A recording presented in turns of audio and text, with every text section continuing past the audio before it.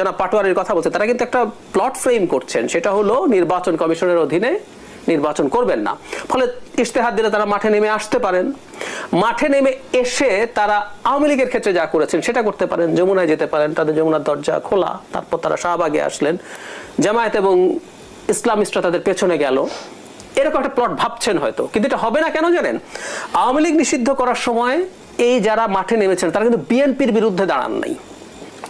এবার যদি দাঁড়াতে হয় তাদেরকে বিএনপির বিরুদ্ধে দাঁড়াবেন, কারণ বিএনপি নির্বাচন চেয়েছে। এই সাহস জামায়াত বা যেসব ইসলামিস্ট গ্রুপ বিরাট কথা বলছে, এদেরকে আমরা শেখ হাসিনার কাছে একেবারে নতজানু হয়ে, মানে একেবারে নতজানু হয়ে করুণা ভিক্ষা করতে দেখেছি। তো ওনারা এই ধরনের সুবিধাবাদী পেরে উঠবেন না।